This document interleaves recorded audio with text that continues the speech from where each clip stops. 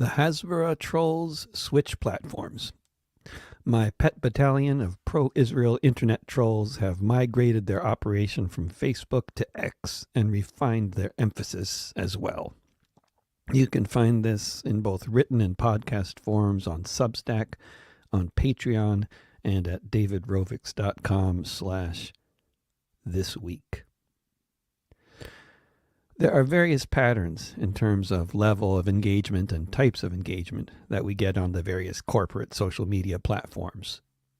If you're consistently engaged for years in attempting to use all of the platforms as a means of disseminating your artistic content as a professional artist, these ever-changing patterns of engagement are very noticeable in so many ways, probably much more than they are for most people. Also, the more engagement you get on a certain post or type of post, the more you can see the patterns in terms of who is engaging and how.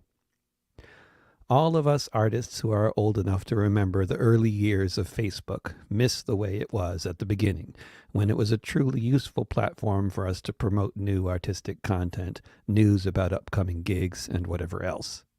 Once upon a time, there were no algorithms and no money involved with boosting posts. That all came later, once everyone had the hooks firmly dug into our collective mouths. The algorithms Facebook introduced years ago now not only drastically de-emphasized content such as news articles, in some countries eliminating such content entirely, but also de-emphasized any kind of link or pretty much anything other than selfies and announcements accompanied by a photo related to events like birthdays, births, weddings, funerals, graduations, or big trips. Thus, I have long been aware that even though I'd really like people to listen to my latest album or share my latest music video, the vast majority of my followers or friends on Facebook will never see posts related to these things. But if I'm going on a tour and I take a selfie from an airport, or if it's my birthday and I post a selfie about that, I know people will see these posts. On X/Twitter, to date, I have not noticed them implementing algorithms that have caused selfies or other photographic content to get seen much more than other types of posts. Posts on X are more likely to be widely seen and widely shared if they pique the interest of people who are interested in a certain issue, such as stopping the genocide of the Palestinian people or freeing Julian Assange from his wrongful imprisonment. This kind of content can go viral on X, unlike on Facebook, for the simple reason that on Facebook almost no one will see such posts in the first place. That's been my experience anyway. So it has been no big surprise, though disappointing, that my efforts to promote my latest album and latest music videos have gotten very limited traction. Only the real fanatics will tend to publicly share videos or essays or other material related to very controversial issues, such as the Palestinian struggle or supporting a much vilified character such as Julian Assange. Most people won't even like such posts, let alone share them if they see them at all. On April 10th, I posted a picture of myself wearing a Palestine flag t-shirt with these words: "I'm 57 years old today and I feel wiser already. All I want for my birthday is a permanent ceasefire." It was no surprise that this birthday selfie got a lot of engagement. This is exactly the kind of relatively innocuous, uninformative little semi-narcissistic post Facebook likes to promote. As a result, it was seen by thousands, liked in some form by over 700 people, 288 of whom left comments. The overwhelming majority of the comments came from people I actually know in real life, wishing me a happy birthday. This would not necessarily be notable, except that my regular readers will be aware that I have been the target of an incessant organized trolling campaign on Facebook since late February, specifically since the day Caroline Turner started emailing venues in England trying to get them to cancel my upcoming gigs on the basis that they are hosting someone who is promoting racial hatred against Jews and may, as a result, face legal consequences if they don't cancel me. Up until my birthday, posting a selfie with me wearing a Palestine-related t-shirt was enough to get hundreds of Hasbara trolls, paid agents or in some cases volunteers, promoting an openly racist, anti-Arab, anti-Muslim, anti-Palestinian, pro-genocide narrative that supports the positions of the Israeli regime, attacking me, and whoever else might have been in the photo with me. But now, nothing of the sort. Instead, they have moved on to X. On X, the same post was seen by over 80,000 people in the first 12 hours or so, with more than 800 reposts and more than 1,000 comments. This never happens when I post selfies on X, but this time it did, due entirely to the engagement of the Hasbara trolls, who were responsible for hundreds of those comments.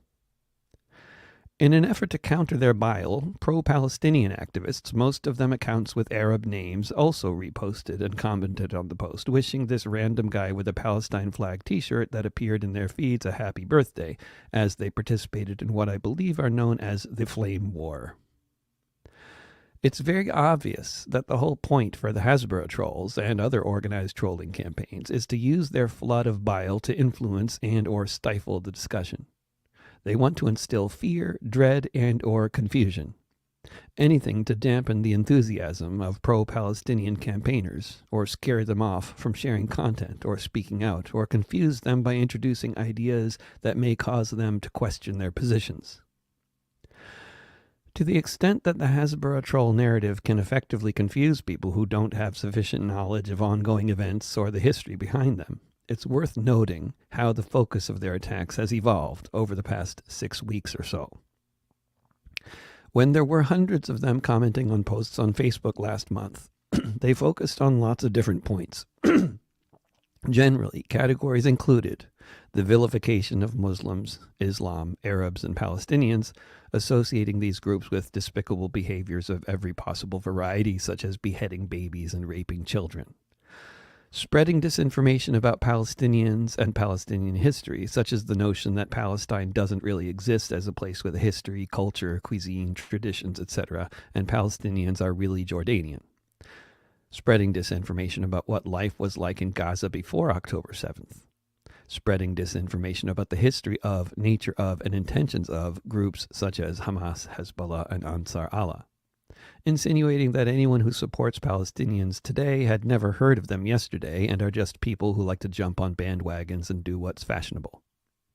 Pushing the narrative that if someone started the fight, supposedly then they, whoever they are, must be prepared to suffer the consequences, and justifying the killing of children as the fault of Hamas for daring to fight from a densely populated urban ghetto landscape.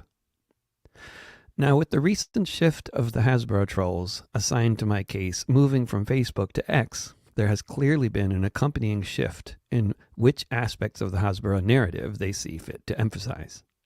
Most of the points they were making last month can be found amid the rest of it, here and there. But they have almost entirely dropped the notion that Palestine and Palestinians don't exist, apparently deciding that that one wasn't worth working out for them for some reason. And they have decidedly put about 90% of their focus into pushing one singular point, that Hamas is holding hostages, that they should all be immediately freed, and that if Hamas did free the hostages, this would magically end the war and cause Israel to implement a ceasefire. Given that they and their focus groups seem to have decided that these are the talking points worth emphasizing, to the extent that anyone out there is actually listening to anything I have to say, rather than just having a flame war around my Palestine flag selfies, I'll say some things about the hostage issue myself. Supporters of the Palestinian people are apt to note that Gaza was being besieged and starved long before last October, and that's all well documented by the UN and others. Palestinians have long been arbitrarily arrested and held indefinitely without charge in Israeli prisons, including Palestinian children. This is also well documented by the UN and others. While people living under occupation have the right under international law to resist, including through armed resistance, they're not supposed to take hostages. These hostages, however, are mostly soldiers and are thus prisoners of war. In the past, such prisoners have been successfully exchanged for these aforementioned Palestinians arbitrarily arrested and held indefinitely without charge. Israel has been unwilling to do a hostage exchange like that and unwilling to declare a ceasefire in order to facilitate any such exchange. The idea of releasing hostages while under constant bombardment and surveillance is obviously ridiculous to anyone with two brain cells to rub together. In fact, when Israeli hostages tried to get rescued, they were killed by other Israeli soldiers while shouting in Hebrew with no shirts on, raising white flags. If the occupation soldiers don't kill hostages, they'll kill those accompanying them. They kill aid workers every day. What would possibly prevent them from killing anyone else? If it were possible to safely release the Israeli hostages being held in Gaza, the notion that this would somehow lead to a ceasefire or to Israel stopping the war is nothing but a deadly fantasy. No one has any reason to believe this, and the leaders of the Israeli regime have made it abundantly clear that they're not going to stop killing people and destroying buildings until Hamas no longer exists. As they know, Hamas has tremendous popular support and is fighting a people's war against occupation. And when they say end Hamas, this is a thinly veiled statement, in fact, that the war won't end until the genocide is complete.